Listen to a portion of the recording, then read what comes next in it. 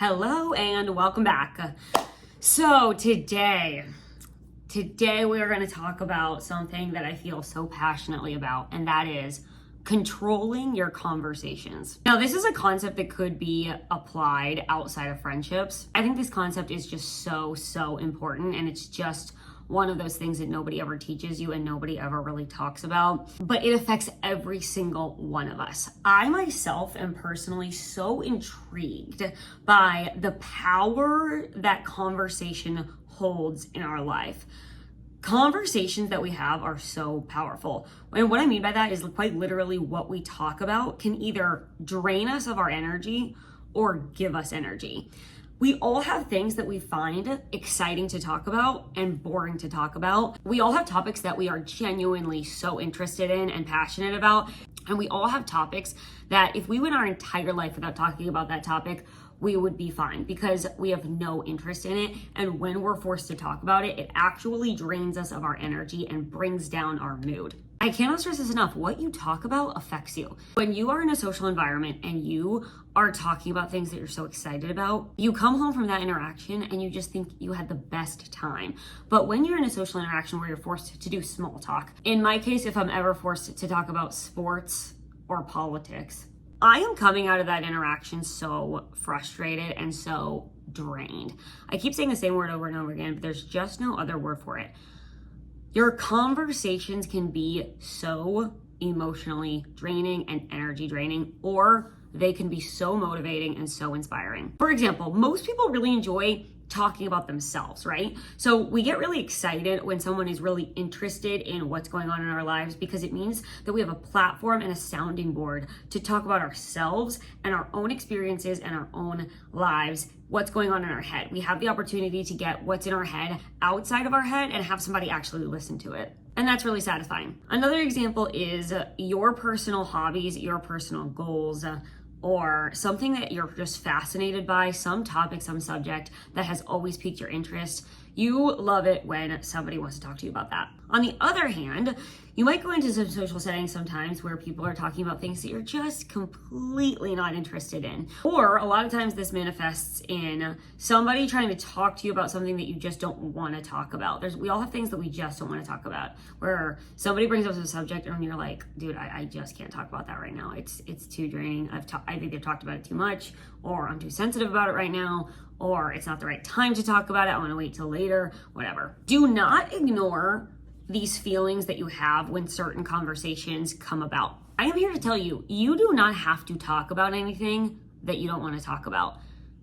And I'll take it a step further and say, you are probably wasting your own time, or you're allowing other people to waste your time and drain your energy because you're letting them control the conversation instead of taking control of the conversation.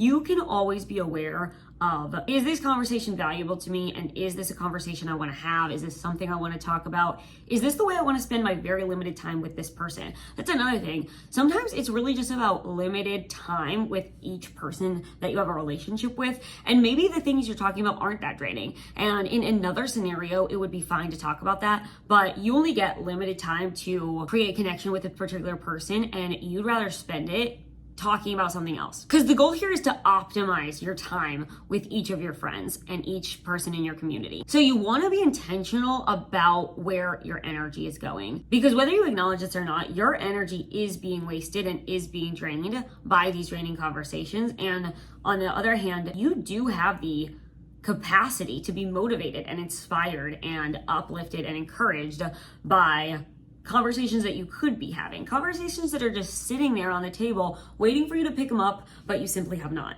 Because you didn't even know it was an option. Nobody ever told you that you could control your conversations, but you can. There's nothing stopping you. There's nothing stopping you from bringing certain conversations that you don't want to have to a complete halt, or bringing the conversations that you do want to have to light and to the forefront, and making sure that you actually spend your limited time with people the way that you want to spend it and the way that's going to be valuable to you and the way that's going to produce connection between you guys and actually move your relationship along in a positive direction. So for me in my life, one way that this plays out is I tend to find a lot of these like small talk topics really, really boring.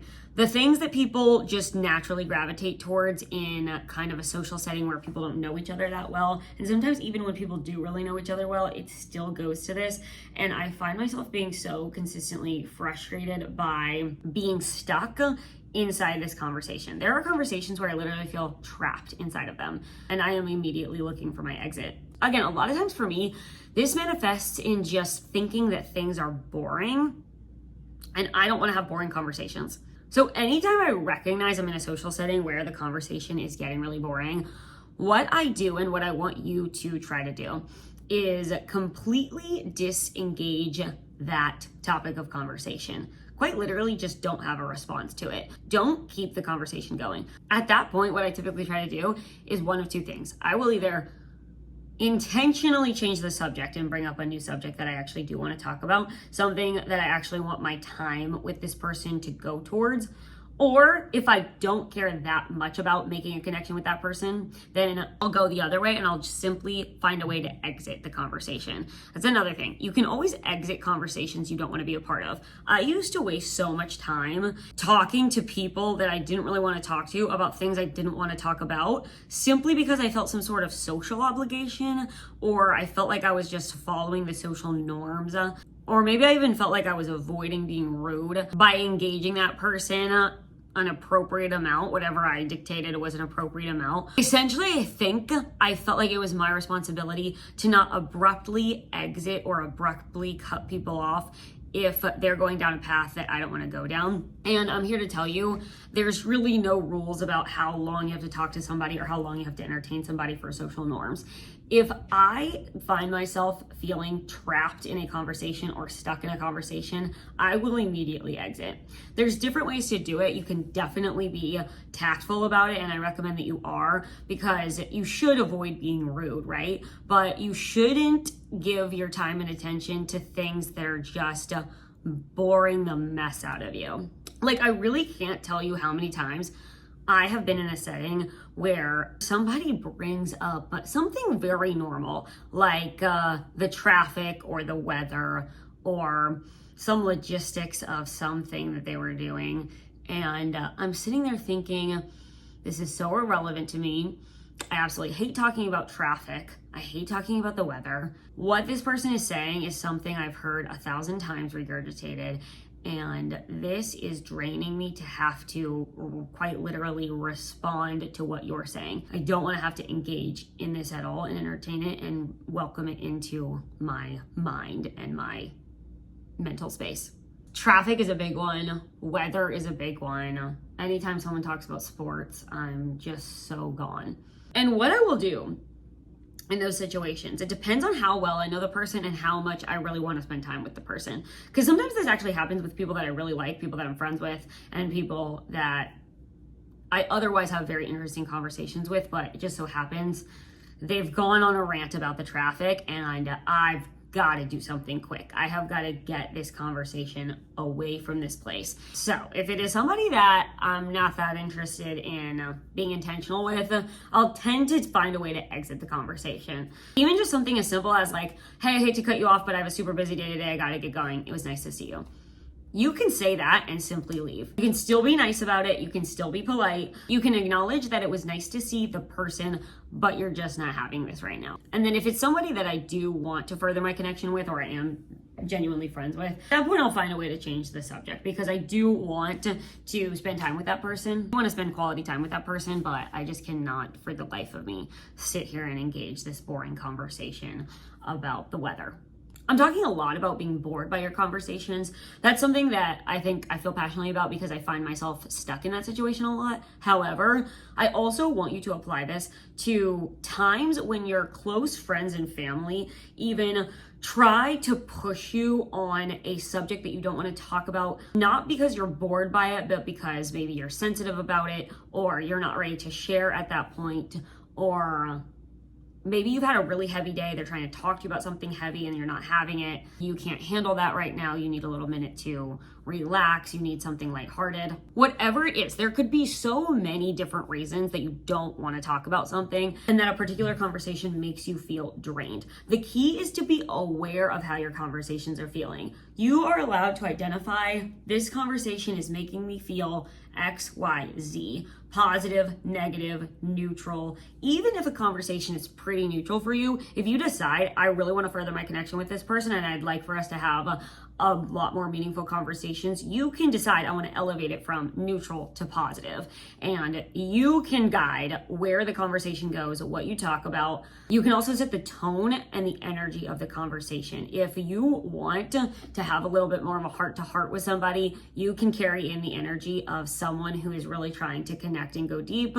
If you're trying to just have fun with that person and you really just want like a fun, lighthearted moment, you can bring the fun energy and the lightheartedness and set the tone. You can always control your conversations and you can always set the tone. Sometimes we feel like we can't because we naturally feed off of the energy of the other person.